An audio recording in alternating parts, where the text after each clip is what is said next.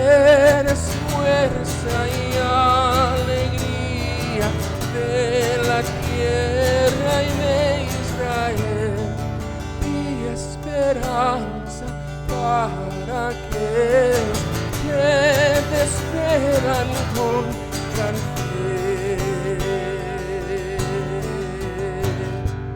Naces para bien de todos, aunque niño eres Dios. Naces para hacernos buenos, oh Jesús, ven pronto a nosotros.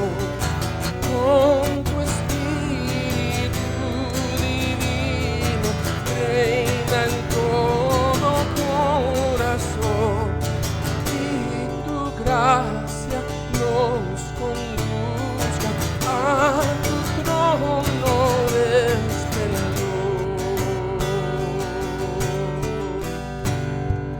Eres fuerza y alegría de la tierra y de Israel, y esperanza para aquellos que te esperan con gran fe.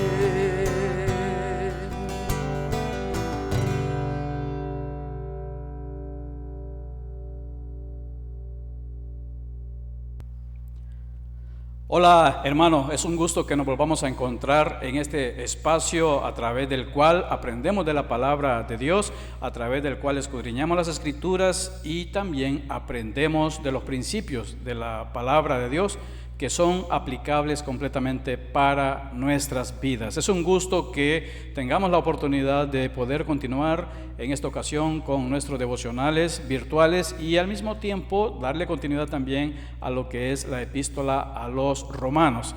Sin embargo, antes de seguir, vamos a dedicar un tiempo para la oración. Vamos a poner en las manos de Dios nuestro tiempo de devocional, así como también cualquier otro motivo de oración que podamos tener. Ora junto a mí. Amado y bendito Padre que estás en gloria, te damos gracias. Toda la honra y la gloria sean para ti por siempre.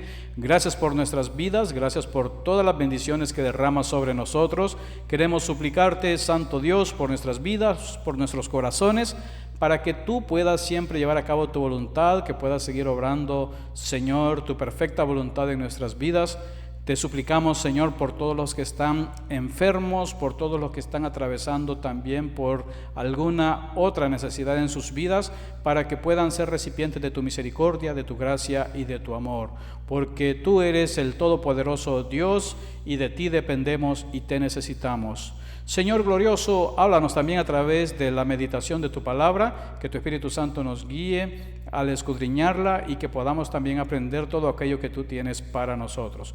Ponemos en tus manos este tiempo, así como estos motivos de oración, y lo hacemos en el nombre hermoso de nuestro Señor y Salvador Jesucristo. Amén y amén. Como siempre, insisto, debes tomar apuntes de tu meditación de la palabra si quieres sacarle mayor provecho a lo que es la meditación de la palabra de Dios. El tema para esta ocasión se titula La renovación. Está basado en Romanos 12, versículos del 1 al 8. Bueno, ¿y de qué trata esto? Vamos a entrar en materia directamente. Así que, hermanos, os ruego por las misericordias de Dios que presentéis vuestros cuerpos en sacrificio vivo, santo, agradable a Dios, que es vuestro culto racional. No os conforméis a este siglo, sino transformaos por medio de la renovación de vuestro entendimiento, para que comprobéis cuál sea la buena voluntad de Dios, agradable y perfecta. Digo, pues, por la gracia que me es dada a cada cual que está entre vosotros, que no tenga más alto concepto de sí que el que debe tener, sino que piense de sí con cordura, conforme a la medida de fe que Dios repartió a cada uno. Porque de la manera que en un cuerpo tenemos muchos miembros, pero no todos los miembros tienen la misma función. Así nosotros, siendo muchos, somos un cuerpo en Cristo y todos miembros los unos de los otros. De manera que, teniendo diferentes dones, según la gracia que nos es dada, si el de profecía, úsese conforme a la medida de la fe. O si de servicio, en servir, o el que enseña, en la enseñanza, el que exhorta, en la exhortación, el que reparte con liberalidad, el que preside con solicitud, el que hace misericordia con alegría. Bien, esta es la palabra de Dios que nos va a presentar este tema, la renovación. ¿De qué estamos hablando cuando hablamos de la renovación? En los capítulos anteriores, el apóstol Pablo abordó de una manera muy amplia y desde diferentes puntos de vista lo que es el rol que tiene Israel ante Dios, la relación que puede haber entre Israel, la iglesia y Dios, y sobre todo también lo que era todos aquellos aspectos relacionados a factores como la ley. Es decir, los capítulos anteriores han desarrollado ampliamente lo que ha sido la teología relacionada a lo que es el pueblo de Israel como tal. Y aunque la carta no es exclusivamente para israelitas, la carta incluyó esos aspectos doctrinales y teológicos que son profundos, precisamente para aclarar no solamente a los israelitas de aquel entonces, sino también a los creyentes de todos los tiempos, el lugar que ocupa o que ocupó en aquellos momentos y que sigue ocupando Israel en los planes de Dios, así como también el creyente como parte de la iglesia. Y todos esos aspectos fueron abordados anteriormente. Entonces ahora el apóstol Pablo se enfoca en lo que es la vida espiritual del creyente en Cristo Jesús, entendiendo, tal como lo explicó antes, que el creyente en Cristo Jesús puede ser, en efecto, un judío, así como también el creyente en Cristo Jesús puede ser no un judío, sino un gentil, o como lo diríamos nosotros, uno que no es israelita o de la descendencia en la sangre de Abraham. Así entonces ahora el apóstol Pablo aborda este aspecto relacionado a la vida espiritual del creyente en Cristo Jesús, sea ese creyente judío, sea griego o sea gentil, es decir, de cualquier otra nación diferente a Israel. Así entonces este aspecto tiene que ver con eso. Todo eso que se abordó anteriormente relacionado a los israelitas, relacionado a la ley, todos esos aspectos relacionados a esa mentalidad un poco nacionalista que tenían los israelitas, todo eso queda atrás, y también en un sentido esa mentalidad de los gentiles que podrían también sentirse de alguna manera tal vez hoy en día orgullosos o pensando que Dios ha desechado a Israel. Es decir, el apóstol se refiere a eso y dijo, no, nada de eso ahora vamos a hablar en esencia del creyente en general. ¿Y de qué habla? Habla de la renovación, habla de una nueva forma de vida espiritual, diferente a la vida espiritual que predominaba en aquellos días, sobre todo en los días de nuestro Señor Jesucristo e incluso en los días también del apóstol Pablo, en el sistema religioso que gobernaba a los israelitas. Entonces, ahora vamos a hablar de renovación.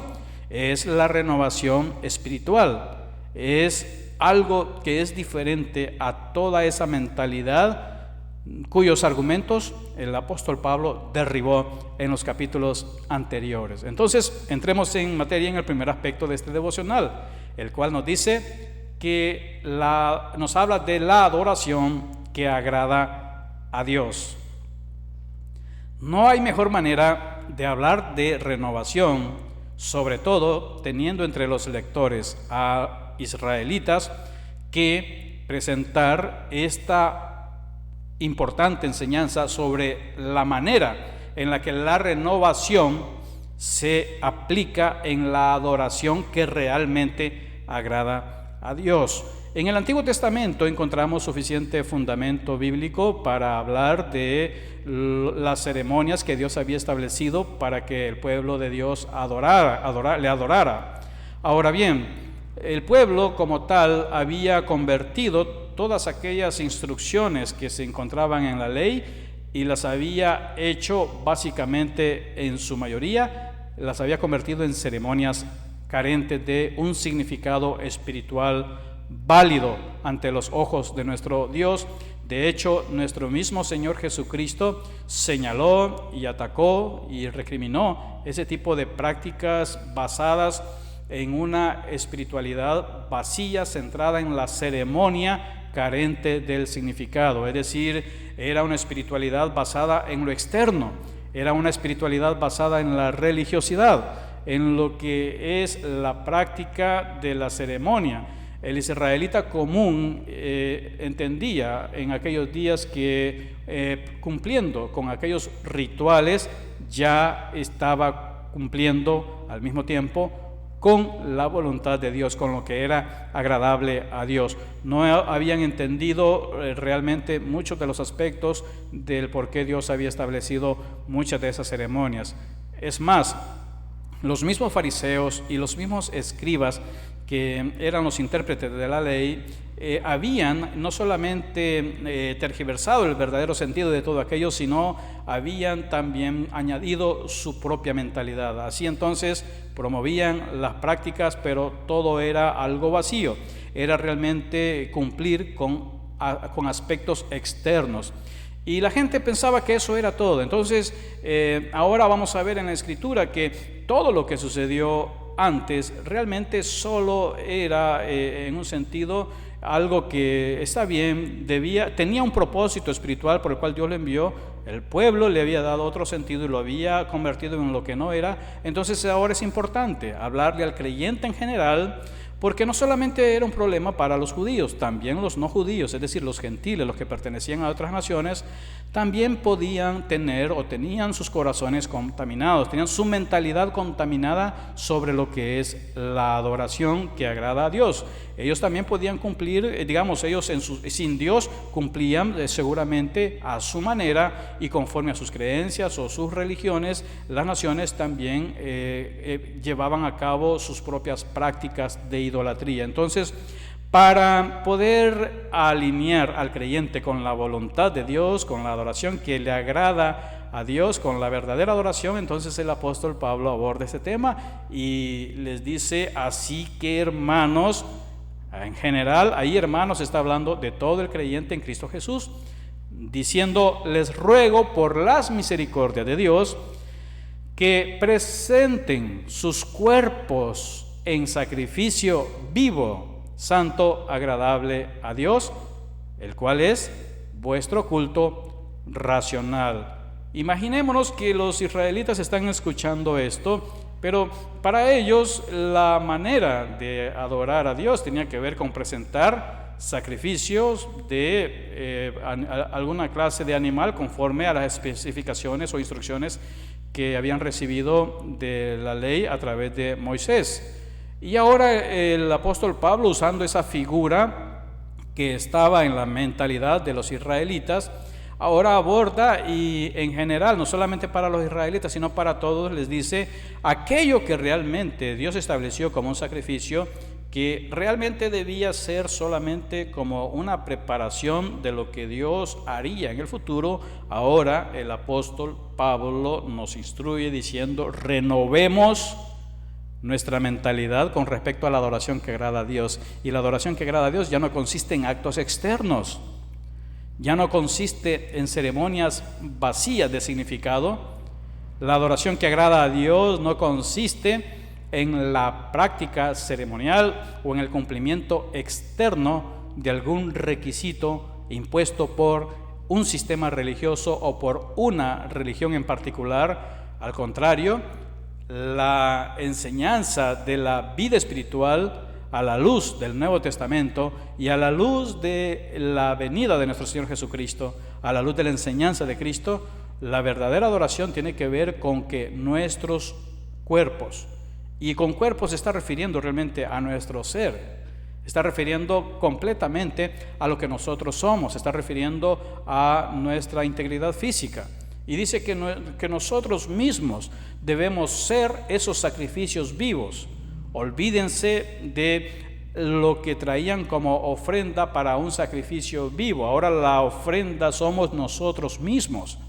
Ahora, había una peculiaridad que debían cumplir en aquellos tiempos los que son los animales que se presentaban como sacrificios, como una ofrenda agradable a Dios. Tenían que ser sin defecto y tenían que reunir ciertas características que son importantes, y de esa manera debían apegarse. Ahora, de alguna manera, aquí, ya que estamos en Cristo Jesús y que hemos sido limpiados de nuestros pecados debido a la gracia y misericordia de nuestro Señor Jesucristo, que murió en la cruz del Calvario para pagar por nuestros pecados, ahora nosotros, estando perdonados por Cristo, podemos presentar nuestros cuerpos en ofrenda a Dios como un sacrificio. Y ahí viene la lista y dice: debe ser vivo, es santo y agradable a Dios. Y ese es nuestro culto racional. Entonces, estamos hablando aquí de que la adoración hoy en día en la vida espiritual que agrada a Dios tiene que ver sobre todo con un ser, con una persona que está viviendo lo que es esa renovación espiritual. Es una persona que está lleno de la vida de Cristo. Es una persona que vive la santidad de Cristo, porque Cristo le ha perdonado, porque Cristo le ha restaurado y porque Cristo le está llevando también en un crecimiento espiritual que es constante. Es un sacrificio que es agradable a Dios, no por mérito nuestro, a diferencia de los sacrificios en el Antiguo Testamento. El que podía llevar la mejor ofrenda, bueno, se podía lucir y podía presentar en el templo a la vista de todos la ofrenda más costosa, más llamativa, y de alguna manera así tener alguna clase de estatus o posición, o al mismo tiempo de privilegios o de buena fama socialmente hablando. Pero ahora no. Ahora se trata de que nosotros mismos, y ahora si nosotros vamos a hacer ofrendas agradables a Dios, debemos entender que para ser agradables a Dios no podemos hacerlo con nuestras propias fuerzas. Es solamente porque Jesucristo nos ha perdonado de nuestros pecados, es porque Jesucristo nos ha limpiado de toda maldad, y es porque Jesucristo ha hecho posible que nosotros seamos agradables a Dios. Entonces, la renovación aplica primeramente a la adoración que agrada a Dios. Pero en segundo lugar, vamos a ver también la transformación que busca Dios. Hemos visto la adoración que le agrada a Dios. Ahora vemos la transformación que busca a Dios. En la adoración que agrada a Dios, nosotros presentamos nuestros cuerpos físicos en sacrificio vivo, santo y agradable a Dios, y ese es nuestro culto racional. En la transformación que busca Dios, no es la transformación que se entendía en la vida religiosa de aquellos días. La transformación de aquellos días podía consistir en alguien que intentaba presentarse al templo y presentaba algún sacrificio físico, y con ese acto religioso ya estaba cumpliendo. Es algo así como lo que pueden hacer algunas personas religiosas de nuestros días que deciden ir o participar de alguna reunión, de alguna agrupación religiosa que les pide que semana tras semana cumplan con algún ritual, con alguna ceremonia. Lo que sucede es que el ciudadano llega a creer que, habiendo ido o participado de una ceremonia, ha cumplido con lo que es la renovación, es decir, ya se está acercando a Dios solo porque participó de una ceremonia. La Biblia definitivamente no dice eso. ¿Qué dice entonces? El versículo 2, como leímos, dice: no os conforméis a este siglo, sino transformaos por medio de la renovación de vuestro entendimiento, para que comprobéis cuál sea la buena voluntad de Dios, agradable y perfecta. Perfecto, muy bien, escuchemos esto. No os conforméis es una palabra que debemos entenderla en el siguiente sentido. Esa palabra conformar está diciéndonos que nosotros no nos moldeemos o que no tomemos el molde de este siglo, está hablando de este mundo. Que nosotros no tomemos la forma que el mundo o que el siglo quiere que nosotros tomemos. Es algo así como los moldes que se utilizan para hacer gelatina o los moldes que se utilizan para hacer alguna clase de galletita, alguna clase de pan, es decir, lo que se ponga dentro del molde después de cocinado por un tiempo, después de hacer puesto el calor al fuego, lo que se ha puesto dentro al sacarse del molde quedó con la forma del molde. Así tenemos galletas de corazoncito, así tenemos gelatinas en forma de cuadros o también en forma circular, en forma triangular, lo que sea, porque lo que define la forma es el molde. Aquí entonces está diciéndonos que nuestro molde no debe ser el mundo, el siglo, o lo que podríamos decir, la cultura en la que vivimos, la cultura de la sociedad, una cultura que puede caracterizarse por la religiosidad, el materialismo, que se puede caracterizar por el libertinaje sexual, que se puede caracterizar por la práctica de la corrupción. Nos está enseñando entonces la Biblia que nosotros, lo que en la renovación que debemos tomar en cuenta es la transformación que Dios está buscando, y esa transformación comienza porque no nos vamos a moldear, no tomaremos la forma del mundo, del siglo o de la cultura o de los que no conocen a Cristo, sino más bien dice transformados, sino más bien renovados por medio de la renovación. Debemos buscar la transformación. La transformación que le agrada a Dios es una transformación que se lleva a cabo por medio de la renovación de nuestro entendimiento. Es un cambio de mentalidad, es decir, dejar aquella mentalidad antigua que se abordó en los capítulos anteriores y es básicamente pensar diferente. Es transformarnos sobre la base de la renovación de nuestro entendimiento, porque entonces vamos a poder comprobar cuál es la buena voluntad de Dios, que es agradable y que es perfecta, y eso es lo que debemos hacer. Mira el siguiente gráfico para poder ilustrar de mejor manera este aspecto.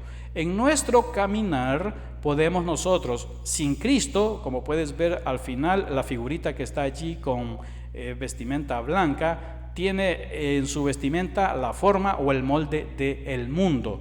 En nuestro caminar con Cristo debemos transformarnos, y entonces la palabra de Dios que nos revela y que nos enseña la obediencia a Cristo, que nos guía a la voluntad de Cristo en el medio del camino de nuestro peregrinaje espiritual, nos limpia, nos lava el entendimiento, y el producto final, ¿cuál es? Lo que puedes ver en la figurita que está al frente, completamente de color verde. Seremos transformados, y lo que es el molde del mundo es quitado y es echado a la basura. Pero eso lo hace la palabra de Dios. Cuando tú lees, cuando tú meditas en la palabra de Dios, cuando tú tomas tus apuntes de cada meditación, cuando tú tomas nota de la palabra de Dios y la aplicas a tu propia vida, tú estás transformando tu entendimiento. Es un proceso largo, es un peregrinaje, es un caminar de toda la vida. Nunca concluye mientras estamos en la tierra, pero siempre debemos mantenernos caminando en esa dirección. Y en ese caminar es que Dios nos va transformando con el poder de su palabra y con el obrar de su Espíritu Santo que habita en nuestros corazones. Lo importante es mantenernos en la transformación que le agrada a Dios, y esa es la transformación. No consiste en aspectos externos, no consiste en cumplir rituales, consiste en una renovación de nuestro entendimiento. Esa es la transformación que Dios está buscando para ti y para mí también. En tercer lugar, veamos además el servicio que espera Dios. ¿Cuál es este servicio? Bueno, hemos visto ya que Dios está buscando una adoración, hemos visto la adoración que le agrada a Dios, hemos visto la transformación que busca a Dios, y ahora vemos el servicio que espera a Dios. Es decir, Dios espera que nosotros como cristianos, como hijos suyos, le sirvamos. ¿Qué dice la Biblia? Bueno, dice de la siguiente forma: digo pues, por la gracia que me es dada, primeramente a cada cual que está entre vosotros, que no tengan, esto es muy importante, primeramente, no tengan más alto concepto de sí mismo que el que deben tener, sino que piense de sí mismo cada quien con cordura, conforme a la medida de fe que Dios repartió a cada uno. Es decir, los talentos y los dones espirituales no son para que nos sintamos superiores a los demás, para que nos sintamos más especiales delante de Dios que los demás.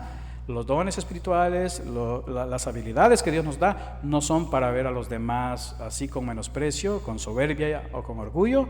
No son para eso. Debemos evitar tener un concepto muy alto de nosotros mismos, es decir, un concepto irreal, un concepto pecaminoso de nosotros mismos. Como lo dice o como lo muestra también, como lo ilustra la siguiente figura, que puedes tú apreciar esa frase que está allí en lo que es ese diálogo o esa llamada en amarillo. Mírenme a mí, dice la persona que tiene una mentalidad que no ha sido transformada y que sirve a Dios y que intenta servir a Dios a su manera. Entonces él está esperando que todos los demás digan wow, wow, wow, wow, que todos los demás le admiren, porque esa persona tiene un concepto de sí mismo de superioridad, y su expectativa es que los demás le admiren, que los demás le atribuyan cierta gloria, que estar en el centro de la atención de los demás. Eso no es lo que Dios quiere.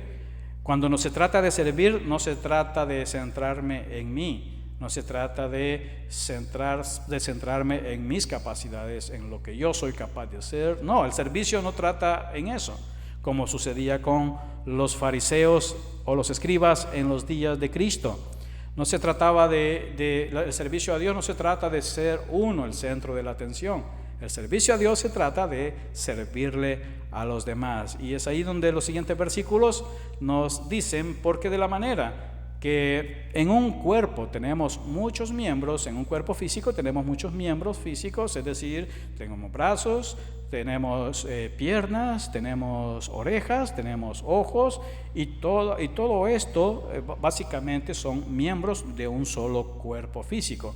Y dice, usando esa figura, el apóstol Pablo dice, así como tenemos en un solo cuerpo muchos miembros, pero no todos los miembros tienen la misma función. Ya sabemos, el ojo no cumple la función del oído, son diferentes, pero el ojo no le puede decir al oído que no lo necesita, así como el oído no le puede decir al ojo no te necesito. Es decir, todo lo que está en un cuerpo, para que el cuerpo funcione bien, hay una relación de dependencia mutua, es decir, hay una coordinación, hay una dependencia o interdependencia, y entre los cristianos debe suceder también lo mismo. Los cristianos no pueden tener aire de grandeza con relación a otros cristianos. El cristiano no puede tener tampoco actitud de menosprecio hacia otros cristianos y sintiéndose él mismo superior. No puede ser así. Todos nos necesitamos. Ese es el argumento que está detrás de esta figura. Y el siguiente versículo dice así nosotros, siendo muchos, somos un cuerpo en Cristo, y todos miembros los unos de los otros. Y entonces la figura debería de ser ilustrado de esta manera, como te lo muestro en esta figura. Entonces aquí la mentalidad correcta debe ser, nos necesitamos mutuamente. Y entonces vamos a entender que tenemos un papel que jugar, que va a ser diferente. Tenemos cada uno roles distintos, pero al fin de cuentas tenemos la misma responsabilidad de servir a Dios. Así entonces eso es lo que debe suceder. No es mírenme a mí, no es yo soy el centro, sino volcarnos y pensar en los demás. Y en ese sentido los siguientes versículos son concluyentes al decir, de manera que teniendo diferentes dones, según la gracia que nos es dada, si el de profecía, úsese conforme a la medida de la fe. Es decir, según el don o habilidad que Dios te dio para servirle a Dios, úsalo. Si tú sabes cantar, úsalo. Si no sabes cantar, pero tú sabes servir de otra forma, usa lo que sea, el don que sea, la habilidad que sea que Dios te haya dado, pero tú debes servirle a Dios y debes hacer uso de dones espirituales, talentos espirituales, de habilidades aprendidas que hayas adquirido en tu vida para servirle a Dios, y no menospreciar a los demás que no lo hacen como tú lo haces. Tú debes hacerlo conforme a tus capacidades que has recibido de Dios. Tus capacidades no son para que te sientas superior a los demás, tus capacidades son para que las uses para servir al cuerpo de Cristo, que es la iglesia. Y el siguiente versículo dice también, o si de servicio, pues entonces en servir. El que enseña, ocúpese también entonces en la enseñanza. Y el siguiente versículo Dice, el que exhorta, pues en la exhortación, y el que reparte, hágalo con liberalidad, el que preside, con solicitud, el que hace misericordia, con alegría. El que preside es el que dirige, hágalo diligentemente, el que hace misericordia, con alegría. Es decir, cada quien debe servir a los propósitos de Dios con alegría, sin juzgar a los demás creyentes que no sirven de la misma forma que uno. Cada quien lo debe hacer conforme a los dones, habilidades, capacidades que Dios nos ha otorgado. Y al hacerlo, debemos hacerlo sin aire de superioridad, sin aire de grandeza, no centrando en mí la atención, sino en los demás. Y no debo hacerlo criticando a los demás porque no sirven como yo lo hago. Ese es el servicio que nosotros le debemos a Dios. Y te dejo ahora entonces con el resumen de los 3 aspectos para que sigas meditando en esto. Recuerda y ten presente siempre cuál es la adoración que agrada a Dios. Recuerda también cuál es la transformación que busca a Dios. Y recuerda también cuál es el servicio que espera Dios.